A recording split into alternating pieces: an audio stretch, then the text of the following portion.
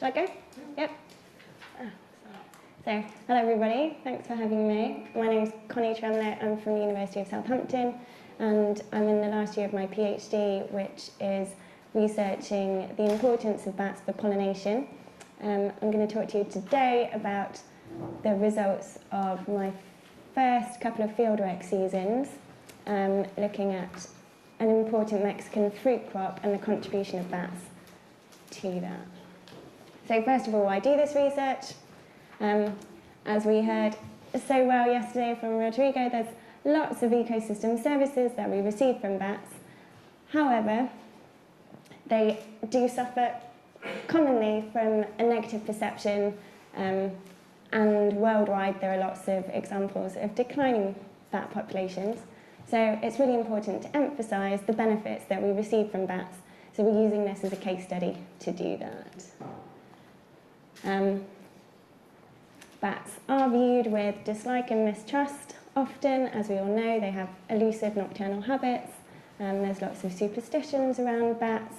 Often they're viewed as bad luck or bad omens. There's often cases of human-bat conflict, such as if they roost in buildings and they make a mess, or if they eat fruit crops. And in Mexico particularly, there are vampire bats, so there are 3 species of bat that feed on blood.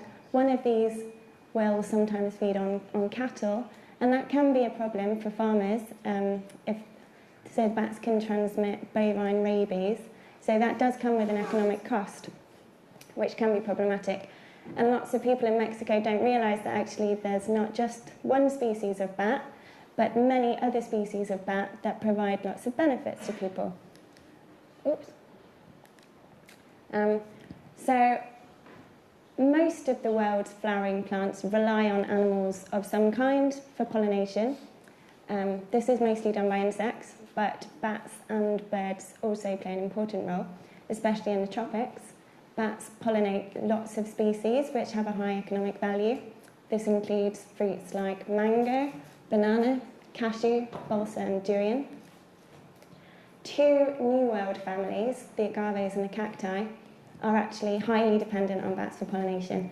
So there are 70 species of columnar cacti in Mexico, and nearly 3/4 of these rely on bats. These plants are keystone plants in the ecosystems that they exist in. They provide structural resources for animals, they provide fruits and water sources. For people, they also provide building materials, fibres and other products. And in arid lands, they are the dominant vegetation, and this is important because arid lands cover nearly half of Mexico. So we're using for our study species a species of columnar cactus, Stenocereus querteroensis. The map on the right-hand side shows the distribution of all the species within this genus. It's a bat-pollinated genus. All the species within this genus are pollinated by bats. Our species is endemic to the central western part of Mexico, which is illustrated by the red arrow and the light blue patch. It's been an important species for people for centuries, predominantly for subsistence reasons in the past. Now it's cultivated commercially. So since the 1970s, it's actually been quite intensive. There are big plantations of this cactus. It's a really good crop. It can tolerate poor soils and drought. It doesn't need much input in terms of resources. It doesn't need fertilizer or pesticides. And it produces its fruit in the dry time of the year. So that makes it a really important food source for both people and animals. And the fruits that it produces, shown here in the basket, it's a fruit called the pitaya, and regionally that's a really important and valuable crop. So this species has a flowering season between February and late May, early June. Each plant will flower sequentially throughout that time. So a few flowers will open each night throughout the flowering season. The flowers open at around dusk and then they close the following afternoon. So they just last for one one night and one day. Our study site is a town called Tecoluita de Montenegro, which is in Jalisco. This is one of the most important production areas for this crop, for the pitaya, and in fact the town motto is La Cuna de la Mejor Pitaya, which is proudly displayed as you enter the town. So first we wanted to know, how important are the bats for the production of this crop? What percentage of the crop can we attribute to the bats, and do the bats then have an effect on subsequent fruit quality? So to do this, we carried out exclusion experiments where we placed either cages on flowers or fine mesh bags. The cages were designed to allow insects access to the flowers, but to keep out vertebrate pollinators, and then the mesh bags excluded all of the pollinators. So we put these on the flowers either during the day or at night, and then we could determine which pollinators had access to the flowers during those times. So we ended up with 6 different treatments. The first was an open control, where the flower was just left open all of the time and all of the pollinators could access the flower. The second was we put a cage over the flower in the daytime so that insects could access the flower, but it was bagged at night. The third treatment was the flower was just open for all pollinators in the day and closed at night.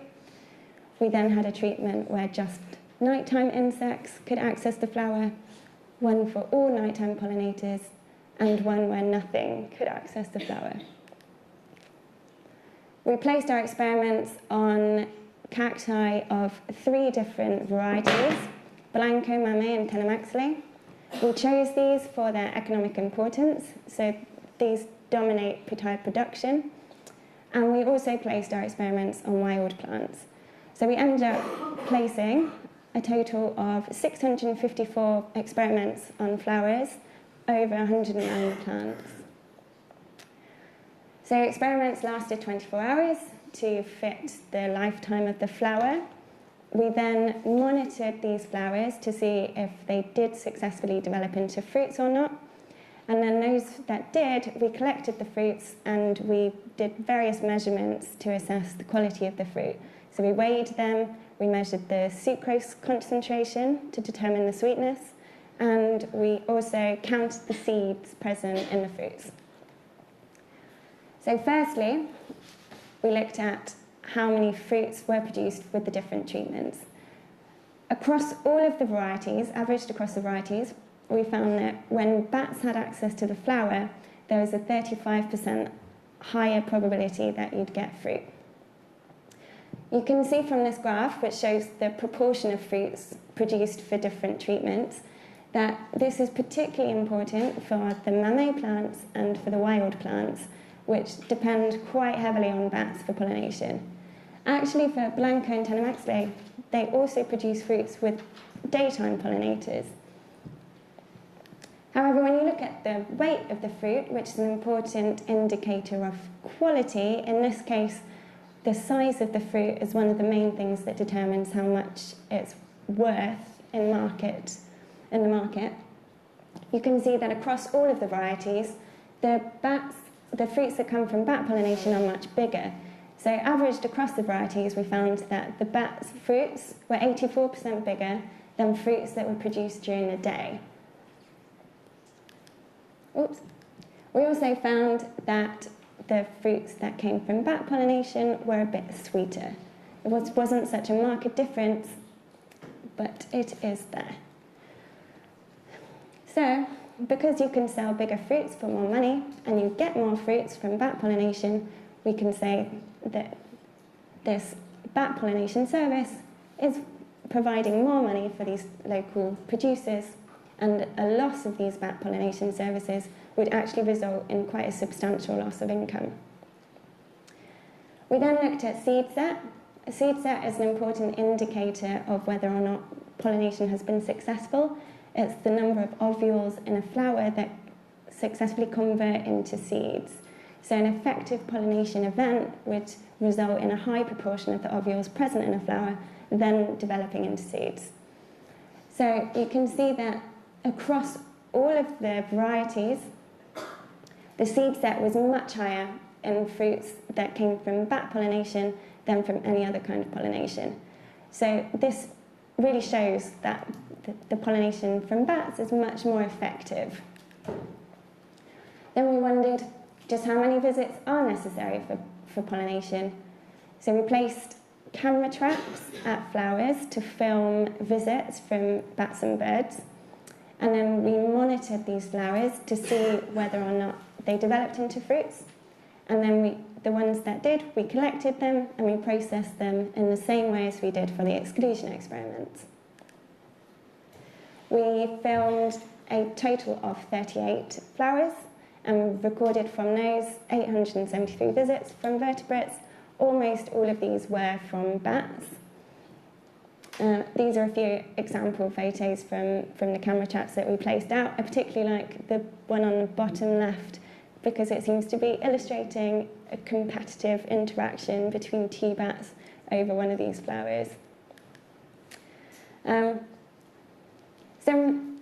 when we looked at these results, these two plots show along the x-axis the number of visits by bats to flowers, and on the y-axis, on the left, that's fruit weight, and on the right, that's seed set, and both show quite clearly that there isn't really an effect of the number of bat visits on either of those parameters. So that suggests that bats are really effective pollinators, and really just one visit is enough.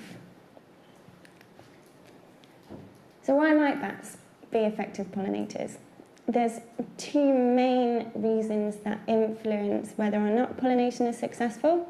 The first is how good the pollen is that's being brought to a flower. So for this species, it's self-incompatible. It needs pollen from a different plant in order for pollination. Bats fly a long way to forage often, so they're likely to bring pollen from plants that are not the same plant, but more probably genetically distinct.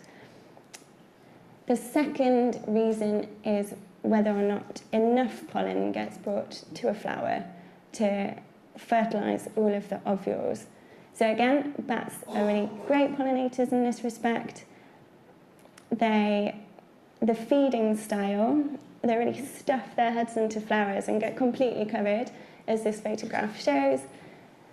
And then fur is quite good at holding pollen grains. So feathers, for example, on birds have been shown to drop pollen grains quite easily, whereas bats will keep it, loads of it, and transfer it to the next flower. This is a video from one of our camera traps that I'm not sure will work, but hopefully it does. It just shows two things, really. One is how quick these visits are, and two, how the bats really just bury their heads completely in the flower. Does it work? I was having issues. Oh, yeah. Excellent. So now that was in real time, so that just shows how quick it is. And then I slowed it down so you can see so clearly how it buries its head right in the flower. And that's how they get so covered.